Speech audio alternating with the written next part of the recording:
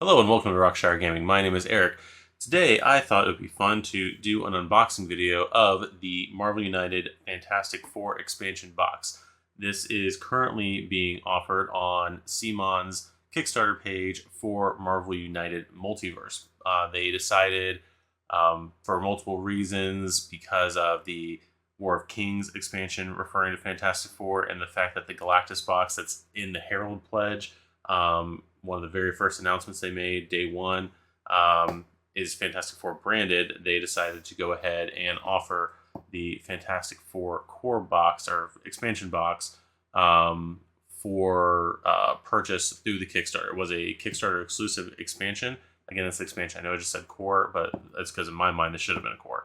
But this is an expansion box that is currently being offered in the new Multiverse Kickstarter. So again, I thought it would be fun to go ahead and take a look at this. So that is what we're going to be unboxing today. So let's go ahead and first take a look at the cover of the box. We've got the Thing here, Invisible Woman, Mr. Fantastic, Johnny Storm, the Human Torch, and regular Doom, not Emperor Doom. Doesn't show any other characters on the cover.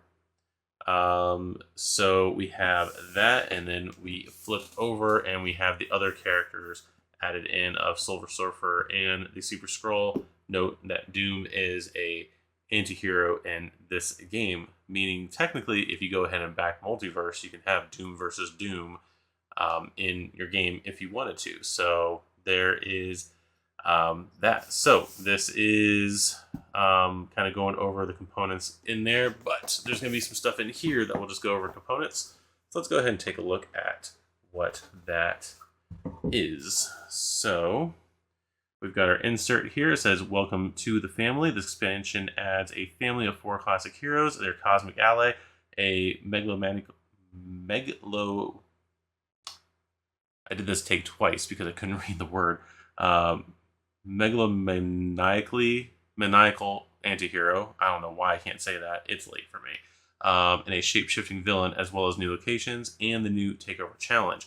These can either be used in isolation to create that fantastic family experience or mixed with other heroes, villains, locations, and challenges from the core box and other expansions to create infinite different play experiences." So there is all your components for this expansion before we kind of get into it.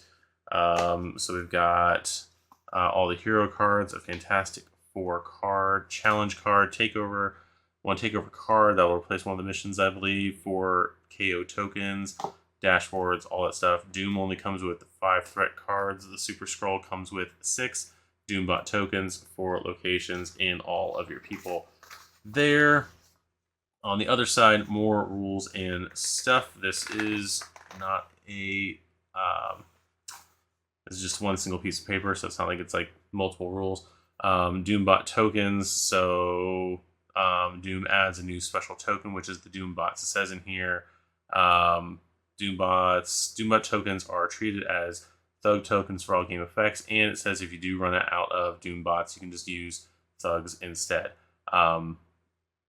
Emperor Doom also, I think, comes with Doombots in the Multiverse core box. So if you're just using cardboard locations or cardboard tokens, between the two, you should not have any problem with running out of tokens. I think at this point we're going to have 4 token sets of most every main token in the game. So there should be no reason once next March comes around to ever run out. If you've been collecting all the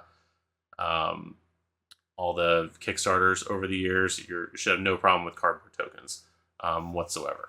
But yeah, so you will have basically 2 sets of tokens, 1 set token in here, 1 set in the Multiverse box. There will be Doombot plastic tokens in the classic token box that was offered today. This is Tuesday night when I'm filming this.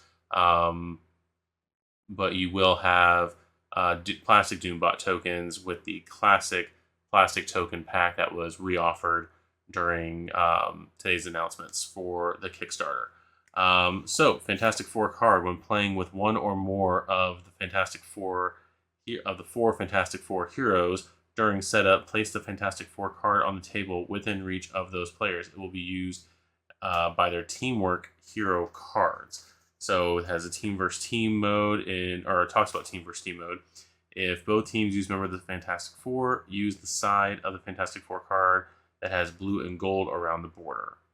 Each team should put their tokens next to the card on the color's side and only benefit the tokens of their team's side. So there is that. It talks about the Baxter Building location. First, the heroes that may have been part of the Fantastic Four. This is the list of available heroes, so it has all the heroes listed down as previous members of the Fantastic Four. And then we have our Takeover Challenge. The Takeover Challenge makes preventing overflows a top priority for the heroes. It can be added when playing against any villain except one that adds excess civilian or thug tokens to the next location instead, like Ultron. During setup, place the Takeover card on the game table. Whenever a thug or civilian tokens can't be added to a location after resolving the overflow effect, place the excess tokens in the slots of the takeover card. If the takeover card is full, the heroes immediately lose. Brutal takeover is the takeover card is double-sided. One side with 9 slots in the regular takeover challenge, and the other side with 6 slots for the more difficult brutal takeover challenge. So there is that. So it is a double-sided card. So we'll put those rules over yonder there as well. Then this is the punch board that we get with this set. Like I said, the Doom bots right there and the KO tokens. We should have quite a few of these already, but there's the token sets right there. Then we get our locations. Let's get these things open. Maybe. We'll see if we can get them open. I don't know why that was more difficult than it had to be. All right. Then we get the Baxter Building. Starts off with 2 civilians with 4 total slots. End of turn, draw 1 card. If your hero has ever been a member of the Fantastic Four, you may gain 1 of the many tokens. Instead, you may gain 1 movement, special, or heroic action, or punch token instead.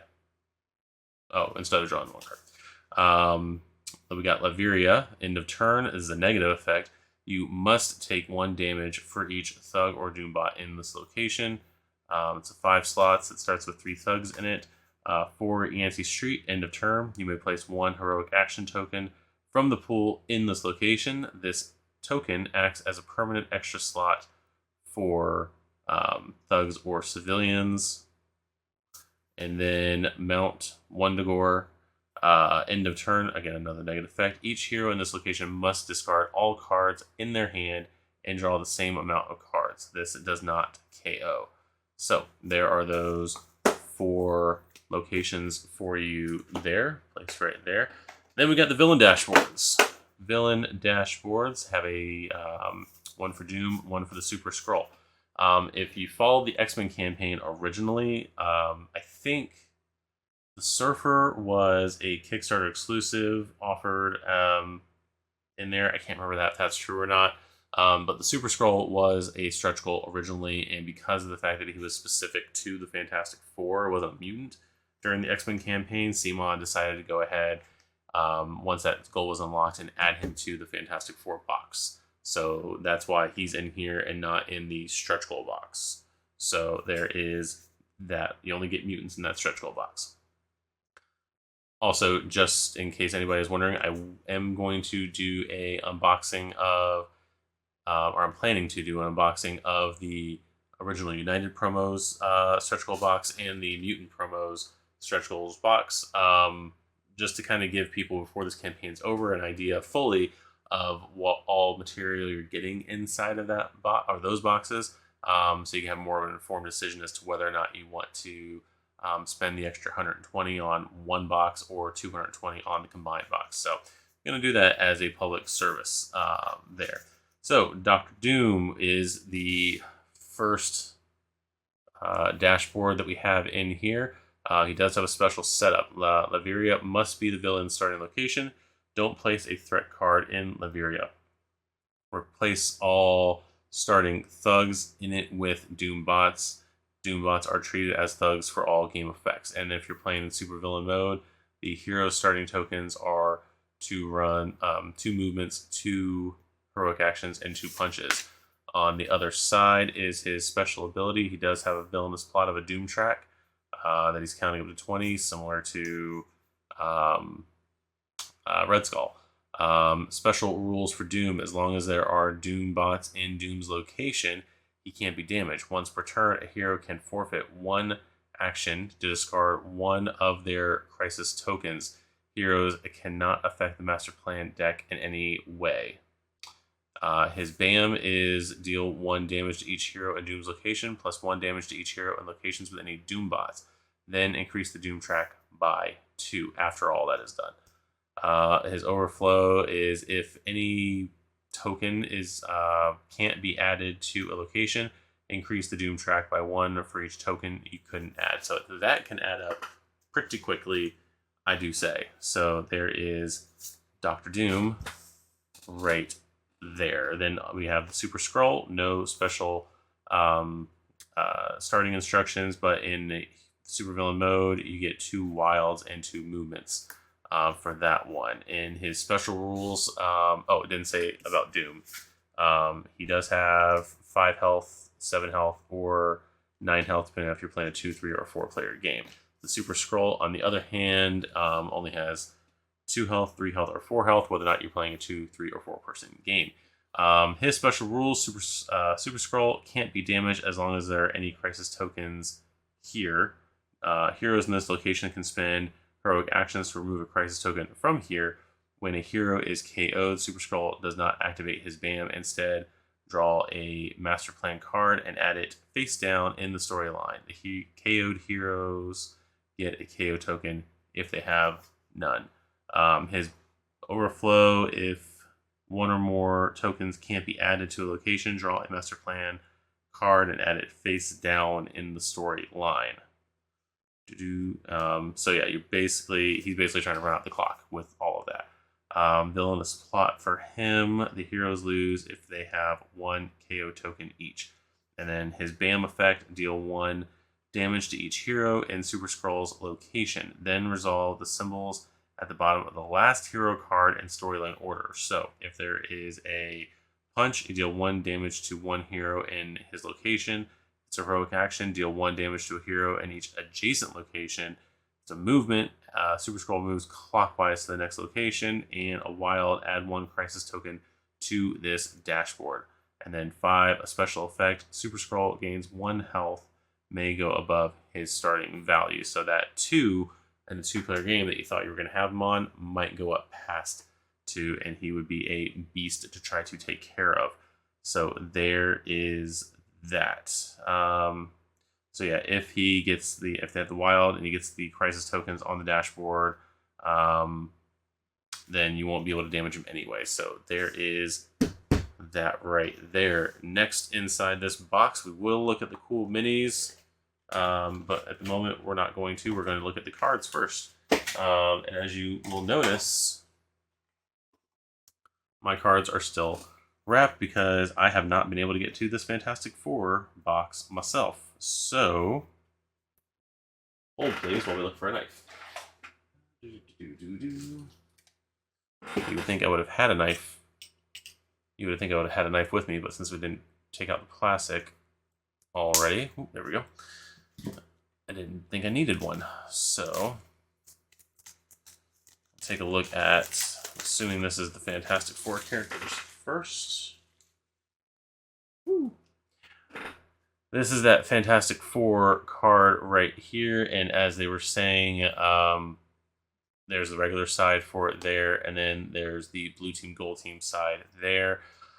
I imagine that if you could probably play this with the Civil War box. You just use blue team for Cap's team on there, and just use the yellow team for the red team, the yellow half for the red team. So there is that card right there. Let's see. These are our 1, 2, 3, 4, 5, 6 Heroes right there. So Mr. Fantastic with an array of heroic actions, it looks like. Then he's got his teamwork card, perform actions of the same type. Perform actions of the same type as all as actions. I don't know why I can't read tonight. It is not that late. Perform actions of the same type as all action tokens on the Fantastic Four card. Then add one movement token from the pool to the Fantastic Four card. So there's that. Same card, just with wild, and then Super Genius. This turn you can treat all symbols as wild. So there is that. And then plasticity. As long as this card is face up in the storyline during your hero turn, you can use one of your heroic actions or attack actions in an adjacent location. So that is Mr. Fantastic's deck right there. Invisible Woman, a lot of movement so far, a few heroic actions. They're wild and double wild. She's got the same teamwork card there, another teamwork card.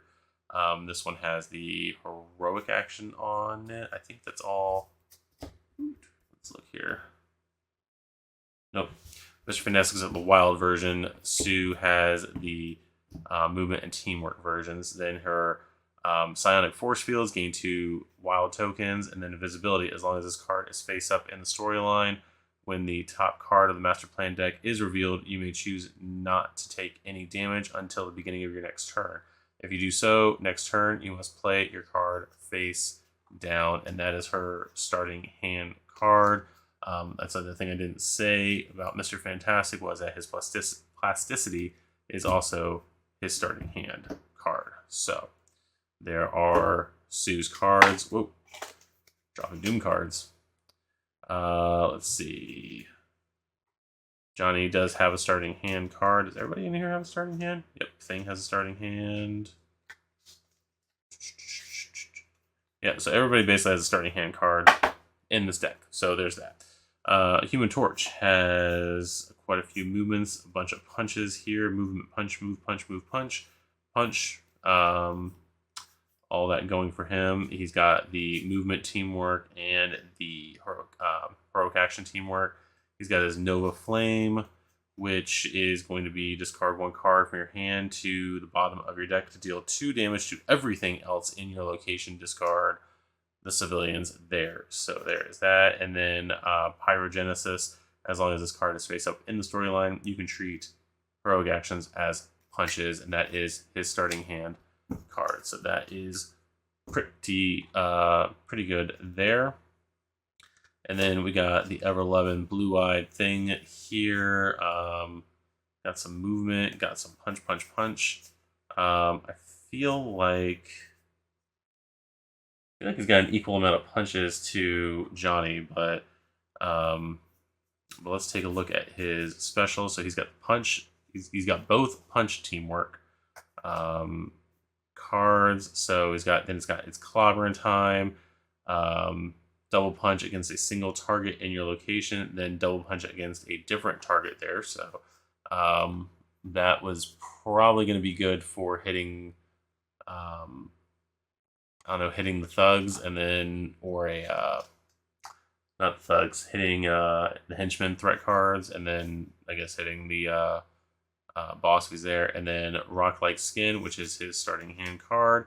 As long as this card is face up in the storyline, you may ignore 1 damage during each villain turn. So there are the 4, which I'm realizing can't see all 4 of them.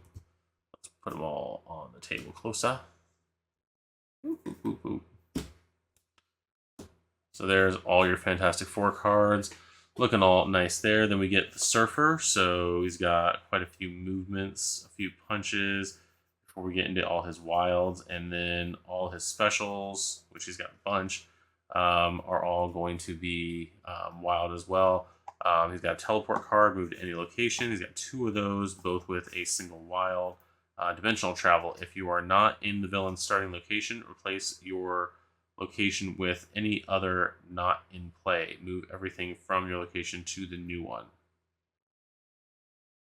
If you are not in the villain's starting location, So that'd be Latveria for Doom. Replace your location with any other not in play. Move everything from your location to the other ones. That's pretty nifty there. That's going to give a lot of variety. Near or Mortality, as long as this card is face up in the storyline, you draw 2 cards during the draw step of your turns. And then Cosmic Awareness, which is his starting hand, as long as the card is face up in the storyline. During your turn, one of your heroic actions or attack actions can be performed in any location. So there is the Surfer. And then Heroic Doom, we've got Punch, Move, Punch. So a few punches, a bunch of wild cards in his deck. So he is a little wild happy. Yep. There's his starting hand card as well as looking at. Mine is the Power. This turn, you can use the symbols at the bottom of the 3 previous hero cards in the storyline instead of any. This turn, you can use the symbols at the bottom of the 3 previous hero cards in the storyline instead of one of the previous ones. Then turn them all face down. That can be pretty rough. He's got 3 of those. And then his starting hand card is Pain for Lesser Men. As long as this card is face up in the storyline, for each damage you take during a villain turn, you may gain a token, one of the tokens. So there you go. That is Dr. Doom in the heroic mode. So then we'll go take a look at all the other cards. So I hear a lot of people griping about this deck, and they don't like. I don't know if it's the teamwork card specifically, but a lot of people don't like the team mechanic in this particular expansion. Hoping that the Fantastic Four team deck will give a little bit more variety to this team, so that way you're not having to be forced to use the teamwork cards. We'll see how they play. I think I actually have not set in 100% in stone, but we do have some should have a gameplay that we're filming tomorrow night of this, and I think we're going to go with the Fantastic Four box when we do it. Again, just because starting out with this one, just because of the fact that there is a current Kickstarter, it's being offered in the current Kickstarter, so that's why we're going to be doing the Fantastic Four box itself. I'm realizing I keep looking at the monitor down here instead of looking at the camera, so if you wonder why I'm doing that, that's why. But yeah, that's what we're kind of thinking about doing for a playthrough this week. So that is on the table there. If you want us to do any other kind of playthroughs of Marvel United during the campaign, even after the campaign, I do want to do some other stuff, some other games outside of Marvel United, but people seem to like the Marvel United content, so we'll stick with that for for the foreseeable future, a little bit, at least through the current campaign. So, but yeah, with that said, this is the Takeover Challenge card. So for the setup, choose either the regular Takeover or the harder Brutal Takeover, placing the card on the table with that side face up. If tokens can't be added to a location after resolving overflow, place the excess tokens on the Takeover card. If the cards are full, heroes immediately lose. We already read that. So there's the Takeover Challenge. This is the Brutal Takeover card right here. It is two-sided. Two-sided. Can you see that? It is two-sided. Yes, there is 2 sides to that card. 2 sides of that card. So we're going to have Super Scroll right here. There's his movement cards and the fact that they go bam. Scroll Challenge, move clockwise. The next location with a hero with no KO token. So there's that. So he's got a couple of those. Then his abilities are matching powers. If the next Master Plan card has a BAM, it uses the last 2 hero cards in the storyline for its effects. So there's that, and then he's got the same card. Then we've got Scroll Warriors. Let's actually move this down here.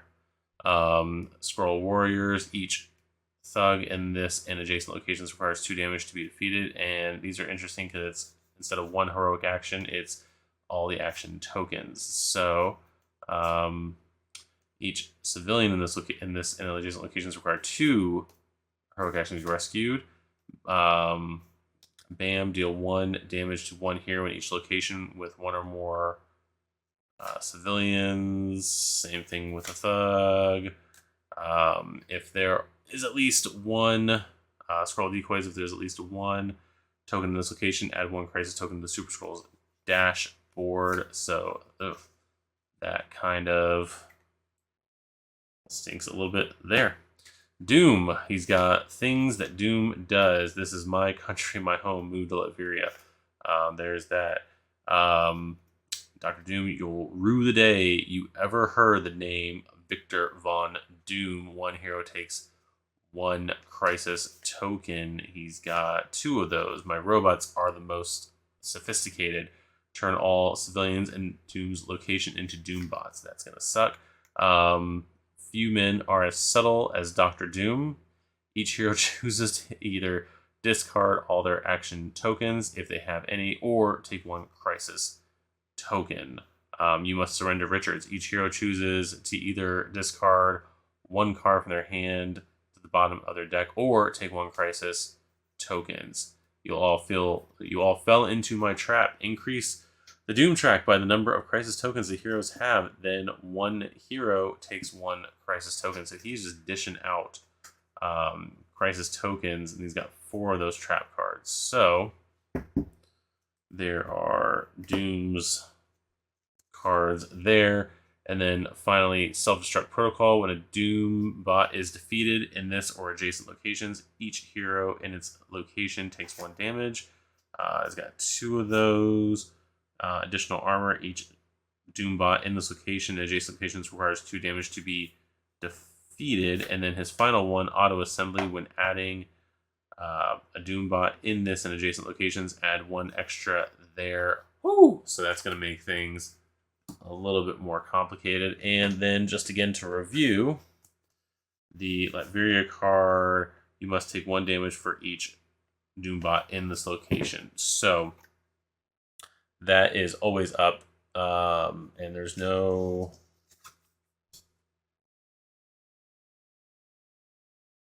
I don't see a way of defeating that, but we'll see. Does it have anything on the back? Nope, probably not. It's even branded as Fantastic Four up here and not as X-Men. That's just, I don't know. Anyway, I'm going to go with this again in case you haven't seen any other video. I still think this box should have been a core box. I think it should have waited until this campaign. I'm going to go on my little rant here. There is, other than the Age of Apocalypse box, there hasn't been an actual multiverse box other than the original multiverse. So, again, I really think that this game should have been, the new 3rd Kickstarter should have been a Fantastic Four. We almost have a whole box here of Fantastic Four, but I digress. Let's take a look at, the cool minis.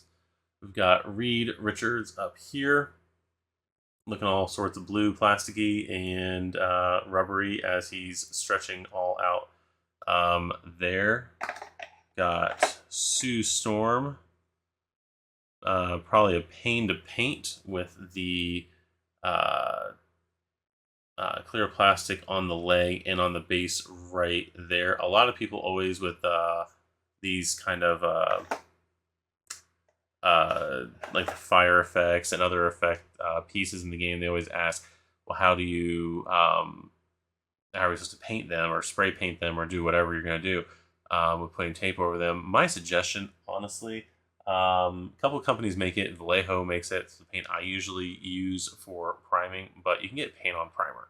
The paint on primer, you'd still want to maybe tape it up a little bit, just if you're worried about messing up. But you can paint on a coat of the paint on primer to do, like in this case for Human Torch, the base, if you didn't want to mess with the fire effect.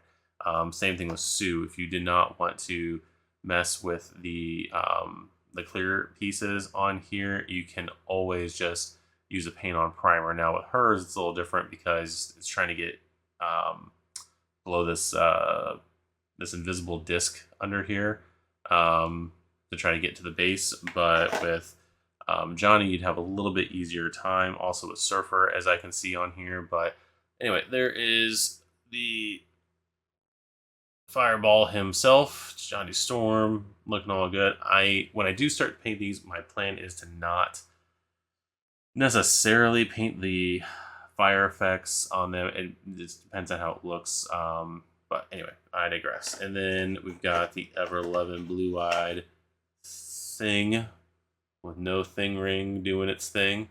So there he is. A little weird to see him all in blue and not in orange. I will fix that at some point. But there is that. Then we got Silver Surfer, who, of all the figures I have looked at, he to me looks the best. As far as the silver, the way the silver is on the figure. Now mine does look like the foot is coming up back there in the back. That is nothing that a little bit of super glue can't handle. So, but there he is there. So looking all nice. And then we've got our anti-hero, Dr. Doom. So that is actually a pretty good sculpt there. I'm liking that a lot. The cape looks pretty nice on the back there too.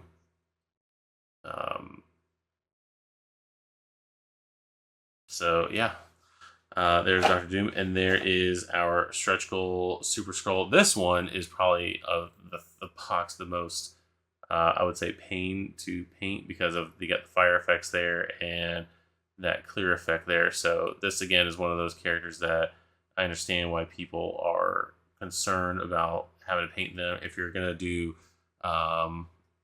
like spray paint, then yeah, you're gonna need to tape all that off, and it's gonna be a pain to do it. But again, if you can find a good paint on primer, you won't be able to do zenithal highlights necessarily with that, because you won't be able to spray or anything like that if you're just doing the paint on primer like that. But yeah, it'd be too hard to do it. But anyway, you can get the paint on primers, and they actually are pretty good for, you can use them as well in airbrushes if you have one. But like I said, for these, I would just use, if you don't want to cover up the fire effects and stuff like that, just use a paint on primer. That's all I'm going to say.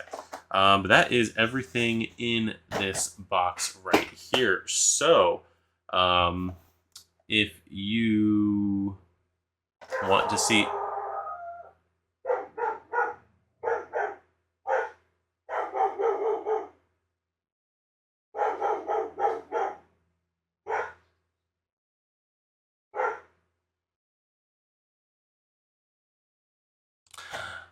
Anyway, if you want to see gameplay of the Fantastic Four box in action, we will be posting and filming a gameplay of that Wednesday night. I don't know when it's going to go out after Wednesday night. It'll probably Friday, because Thursday is my birthday, and I don't know how much work I'm doing on that day.